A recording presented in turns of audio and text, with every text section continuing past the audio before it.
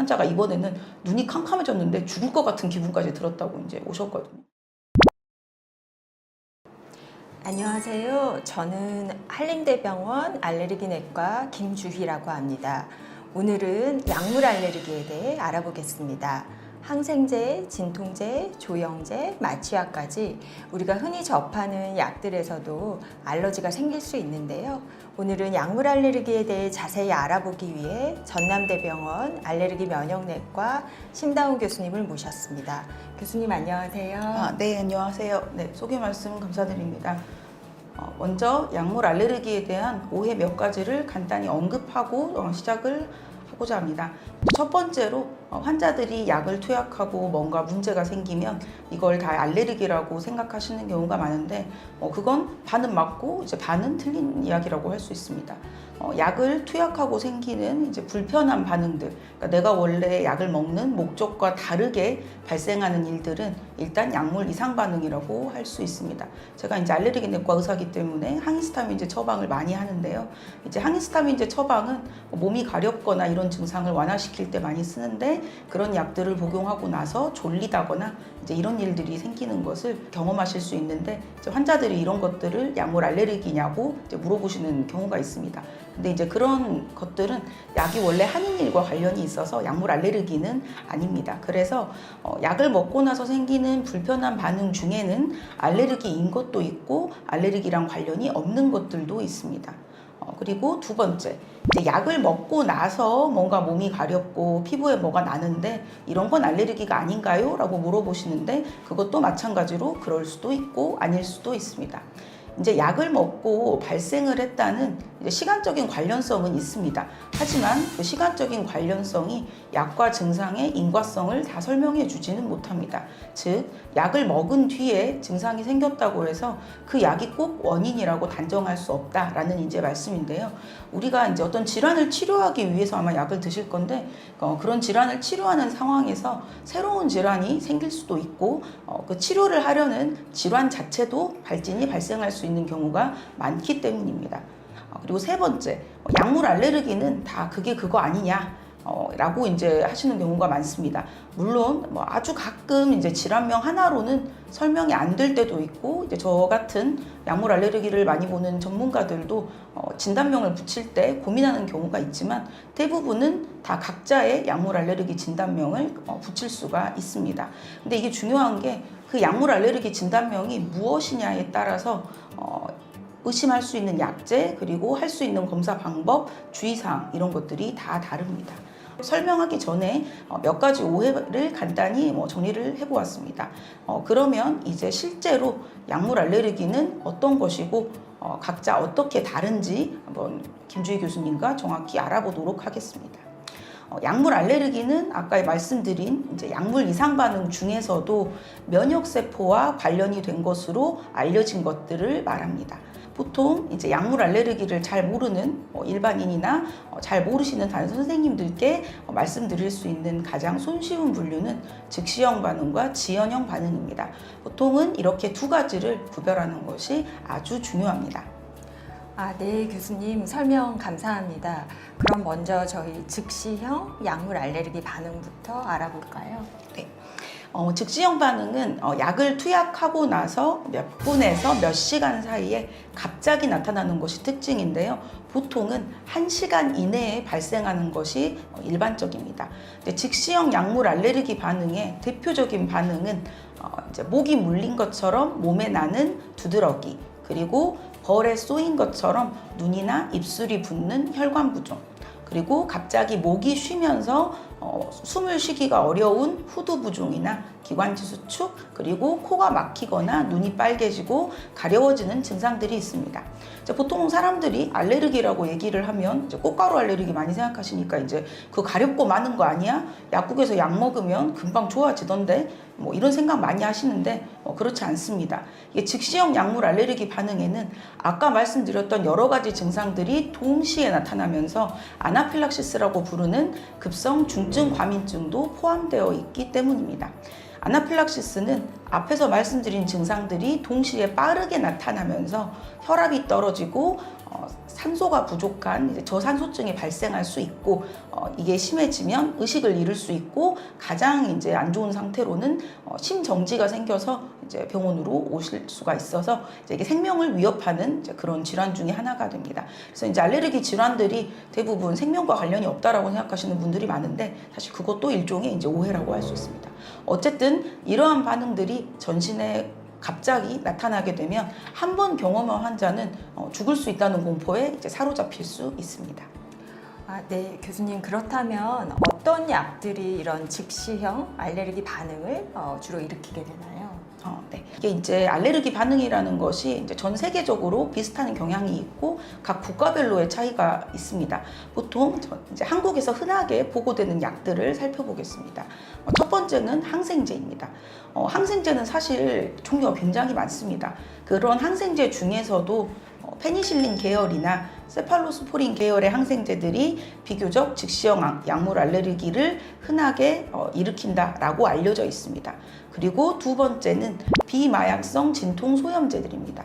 여기에는 아스피린이나 이브프로펜이나 나프록센 같은 이제 이런 약들이 포함되어 있고 이런 약들은 꽤 어린 소아도 먹기도 하고요. 약국에서 처방전 없이도 구매를 할 수 있어서 아마 보시는 분들도 약의 이름을 들어보셨을 가능성이 있습니다. 그리고 세 번째로는 CT 조영제입니다. CT를 촬영할 때 혈관이라든지 어떤 병변을 잘 보기 위해서 저희가 사용하는 약제인데요.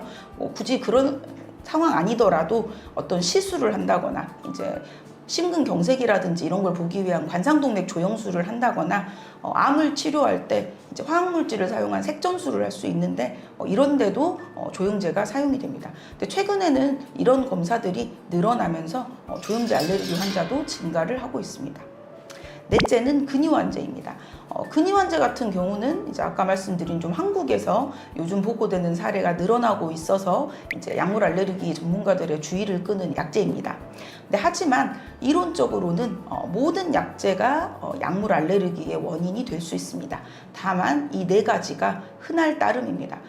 여러분이 이런 약이 아닌 다른 약을 먹더라도 즉시형 알레르기가 생길 수 있고 제가 이제 환자분께서 이런 약물 알레르기의 첫 번째 환자가 될 수 있다라고 이제 설명을 해드리는데요. 또 여기서 이제 중요한 부분이 있습니다. 약물 알레르기를 제가 진단을 해드리고 이러한 약은 비교적 흔하게 발생합니다라고 제가 설명드리면 환자분이 한 열에 5명은 저한테 물어보시는데 대체 왜 이런 알레르기가 생기는 약을 나한테 준 거냐라고 이제 물어보시는데 흔한 원인이라고 해서 그게 자주 생긴다라는 뜻은 아닙니다. 이제 많은 분들이 흔하다라고 하면 자주 생긴다고 생각하시는데 실제 약물 알레르기는 굉장히 드뭅니다. 그래서 처음부터 이런 약을 복용할 때 우려하실 필요는 전혀 없다라는 말씀을 꼭 드리고 싶고요. 하지만 대신에 이러한 반응이 발생했다면 이후를 대비해서 어떤 약제에 내가 알레르기가 있는지를 정확히 아는 것은 매우 중요합니다. 따라서 추정하거나 이제 약물 알레르기 이제 전문가가 아닌 분들의 그럴 것 같은데요? 라는 이제 이런 얘기를 들으시고 약제 복용을 결정하시면 안 됩니다. 반드시 전문가의 검사와 진료를 통해서 약제를 확인을 하셔야 하겠습니다. 네, 교수님. 그렇다면 실제 교수님께서 경험하신 환자 사례를 설명해 주실 수 있을까요? 네. 이제 제가 경험을 했던 이제 많은 환자들 중에 이제 즉시형 약물 알레르기를 비교적 잘 설명해 줄 수 있는 일반적인 사례를 제가 가져와 보았습니다. 35세 남자 환자이고요. 환자는 2주 전에 약을 먹고 발생한 증상 때문에 약물 알레르기가 의심된다고 이제 저희 병원에 오셨습니다. 이제 환자가 이게 발생한 건 이제 2주 전인데요. 이제 보통 이제 3차 병원에 오시는데 시간이 좀 걸리다 보니까 이제 바로 오지는 못하십니다. 근데 환자는 감기라고 생각하고 병원에 가서 감기약을 처방을 받았습니다. 약을 처방 받아가지고 집에 와서 바로 한 포를 뜯어서 먹었는데 먹고 나서 30분 정도가 지나니까 갑자기 눈이 가렵고 코가 막히기 시작했습니다. 이후 환자는 뭔가 목이 답답한 기분이 들었고 눈앞이 캄캄해지는 것을 경험을 했다고 합니다. 그리고 나서 환자는 뭔가 이상하다 해서 즉시 응급실로 이제 갔었고 이송이 되어서는 약물 치료를 하고 나서 환자가 호소했던 증상들은 완전히 사라져서 퇴원을 했습니다. 그리고 이제 저한테 이제 오게 된 건데요. 그래서 이제 제가 오고 나서 그 전에는 약과 관련된 일이 없었나요? 라고 이제 물어봤더니 환자가 기존에도 약은 정확히 내가 모르겠지만 감기가 걸려가지고 병원에 갔을 때 약 먹고 나서 1시간 정도 지나니까 목이 물린 것처럼 몸에 뭐가 나거나 아니면 가려웠던 적이 있었다. 그리고 그때 약국에 가서 알레르기 약이라고 한 걸 줘서 먹었는데 그런 걸 먹고 괜찮았던 적이 2번 정도 있었다라고 얘기를 하셨습니다. 근데 사실은 감기약이라고 하는 것은 이제 여러분들이 생각하시는 것과 달리 성분이 따로 정해져 있지 않습니다. 그래서 이제 감기약이라고 말하시면 어떤 약이 들어있는지를 이제 저는 정확히 알 수는 없는데요. 이제 가끔 환자분들이 오셔가지고 내가 감기약 먹고 문제다. 이렇게 말씀을 하고 나서 제가 무슨 약이 문제다라는 것을 바로 말해주기를 원하시는 분들이 있는데 저희도 들어서 다 알 수는 없고 이제 여러 과정을 거쳐서 이제 확인을 하는 겁니다. 일단 첫 번째로 해야 될 일은 그때 먹었던 처방전을 가져오는 일입니다. 가끔 가져오라고 하면 의사가 들으면 알아야지 이제 처방전 가져오라고 한다고 불평하시는 분들이 있지만 그걸 모르면 아무것도 할 수 없기 때문에 처방전을 적어도 여러 차례 경험하셨다면 한 번은 반드시 가져오셔야 저희도 추론을 해볼 수 있습니다. 어쨌든 처방전을 보니까 이제 항생제, 비마약성 진통소염제, 근이완제, 진해거담제. 이제 한국 같은 경우는 다 아시겠지만 약을 한 번에 하나씩 먹는 일은 거의 없습니다. 정이 많아서 그런지 모르겠지만 여러 가지 약을 이제 복용을 하셨고 총 5종류의 약제가 복용이 되었습니다. 그래서 환자분은 현재 약물에 의한 즉시형 알레르기 반응이 의심이 되고 이 5가지 약제에 대한 확인을 해야 되는데 어떤 약이 좀 더 흔하니 이런 걸 먼저 검사하고 여기서 안 되면 다음 검사하겠습니다 라고 제가 보통 얘기를 드리거든요. 근데 이제 그렇게 설명을 하면 그렇구나 하고 따라오시는 분도 있는데 어떤 분들은 그렇게 설명을 하면 이런 검사들이 너무 복잡한데 이걸 정말 다 해야 되느냐라고 물어보시기도 하고 전에 의사나 약사가 항생제 아니겠어요? 라고 이렇게 말했다는 걸 들었다고 하시면서 그냥 복잡한데 약 안 먹으면 되는 거 아니냐라고 하시면서 거부하시는 분들도 있습니다. 이분도 그러셨습니다. 근데 이제 그렇게 가셨죠. 근데 그러고 나서 1년 뒤에 다시 응급실에서 이제 만나게 되었습니다. 이제 환자한테 다시 물어보니까 그때 이제 저희 병원 응급실 오셨는데 병원에 안 가려고 노력을 엄청 했는데 감기가 너무 심해가지고 몸이 아파서 이제 잠을 못 자는 상태가 되니까 이제 병원에 가셨다고 합니다. 환자는 자기가 감기약을 먹고 이러저런 일이 있어서 감기약 알레르기 있는 것 같아 라고 말도 했다고 합니다. 근데 아까도 얘기 드렸지만 감기약 알레르기가 있다 라고 표현하시는 것은 실제 원인을 특정을 하는 데는 별 도움은 되지 않습니다. 어쨌든 그렇게 말하고도 약 처방을 본인은 받았지만 다시 이런 일들이 생겼고 입원 내원하실 때는 거기에다가 혈압까지 떨어져가지고 환자가 왔습니다. 그러니까 직전에는 눈이 캄캄해져서 왔는데 환자가 이번에는 눈이 캄캄해졌는데 죽을 것 같은 기분까지 들었다고 이제 오셨거든요. 그래서 이제 환자분은 이번에는 시키는 대로 할 테니까 뭐가 문제인지 내가 꼭 알고 싶다라고 하셨고 이제 약에 대한 검사를 진행을 하였습니다. 그래서 설명을 아까 자세히 드리지는 못했지만 이제 그런 즉시형 반응이라도 몸 안에서 일어나는 과정이 다르기 때문에 검사 방법이 다릅니다. 일부 항생제들은 혈액 검사를 해볼 수 있고요. 근데 대부분의 경우는 이런 즉시형 반응은 피부 반응 검사를 통해서 정보를 얻을 수가 있습니다. 그런데 이제 비마약성 진통소염제 같은 경우는 혈액 검사도 피부 반응 검사도 원인 약제를 아는데 도움이 되지 않습니다. 그래서 이제 그런 경우는 유발 검사라는 것을 해야 이제 알 수가 있습니다. 그리고 이제 혈액 검사랑 피부 반응 검사들의 정확도가 100%가 아닌데요. 사실 어떤 검사를 해도 정확도는 100%가 되는 검사는 거의 없는데 그래서 이제 검사를 하더라도 거기서 양성 반응이 나오지 않으면 이 약이 아니다라는 그런 의미가 아니고 약물 알레르기 환자가 10명 있으면 이런 검사에서 반응이 나올 환자는 한 7명 정도라고 생각하신다면 실제 알레르기가 있는 10명 중 3명은 여기서 안 나오기 때문에 결국은 유발검사라고 하는 이제 약을 다시 환자에게 주고 반응을 보게 됩니다. 그래서 이제 가끔 환자가 그러면 왜 혈액검사랑 피부반응 검사 하냐 처음부터 먹이면 되지 라고 하시는 경우도 있는데 말 그대로 약을 다시 환자한테 주면서 기존의 반응을 나타나게 하는 그런 검사거든요. 그러면 환자는 그 경험을 다시 해야 됩니다. 뭐 앞에 35세 남자 환자는 다시 검사하면 다시 죽을 것 같은 경험을 이제 하시게 되겠죠. 그러면 저희는 진단을 하는 게 목적이지 환자를 괴롭히려는 것은 목적이 아니기 때문에 또 위험할 수도 있습니다. 그래서 이제 환자가 이제 위험하지 않고도 할 수 있는 방법이 있다면 그걸 이제 먼저 하게 됩니다. 근데 뭐 물론 걱정하실 필요는 없습니다. 뭐 유발 검사 하더라도 잘 훈련된 알레르기 내과 의사는 이런 상황에 굉장히 익숙하기 때문에 환자분들이 노출되는 실제 상황보다는 위험하지 않고 그렇게 하는 다른 방법들이 있습니다. 여튼 다시 환자로 돌아가면 환자는 진통소염제를 제외한 다른 약제들은 피부 반응 검사를 시행했는데 모두 음성이었습니다. 그리고 항생제의 경우는 이제 혈액 검사할 수 있는 약이 있어서 해봤지만 이제 그것도 음성이었습니다. 그리고 이제 진통소염제에 대한 이제 유발 검사를 했는데 이제 진통소염제가 흔한 약물 알레르기의 원인 약이었지만 이 환자에서는 진통소염제에 대한 유발 검사도 음성이었습니다. 그럼 이제 다시 나머지 약들을 하나하나 이제 유발 검사를 하거든요. 그래서 결국 환자는 근이환제에 대한 유발 검사에서 양성을 보여서 최종으로는 근이환제가 이 환자의 즉시형 약물 알레르기 원인 약이다라고 규명을 할 수 있었습니다.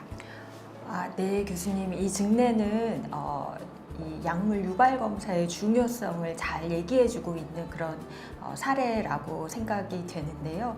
만약에 이제 유발 검사를 안 했으면 환자는 계속해서 약의 원인도 모르고 진통제랑 항생제를 피하고 지낼 수밖에 없었던 그런 케이스가 아닐까 생각이 됩니다. 네, 맞습니다. 환자는 정확한 검사 과정을 거치지 않고 그냥 약을 먹지 않기로 했다면 불필요하게 여러 약을 계속 못 쓸 수 있는 상황이었습니다. 환자의 나이가 35인데 항생제, 비마약성 진통소염제, 근이환제, 진해제, 거담제를 다 먹지 않고 피한다면 매우 불편할 겁니다. 그리고 어떤 환자분 같은 경우는 이제 그동안 문제가 된 약들의 리스트를 써가지고 다니면서 이것도 빼주세요, 저것도 빼주세요, 이제 이렇게 하시는데 그런 시도는 한두 번 정도는 성공하실 수 있지만 그렇게 다니다가는 곧 그 리스트를 본 의사가 처방할 약이 없다, 뭐가 문제인지 정확히 알아와라, 이런 말을 들으면서 아예 약 처방을 안 해주실 수도 있습니다.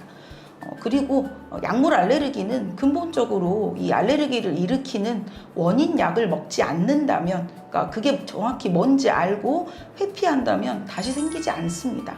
그래서 이 환자의 경우처럼 이제 또 그리고 즉시형 반응은 아나필락시스가 발생할 수 있기 때문에 사실은 처음 발생했을 때 정확히 찾는다면 환자가 겪었던 두 번의 아나필락시스는 겪지 않았을 수도 있습니다.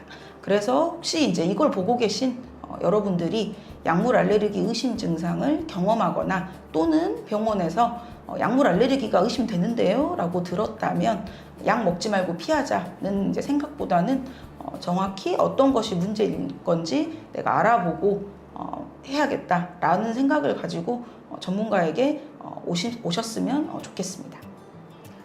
네, 교수님. 이 즉시형 약물 알레르기에서는 원인약을 정확하게 확인하는 게 무엇보다 중요하다라는 점을 이번 얘기를 통해서 확인할 수 있었던 것 같습니다.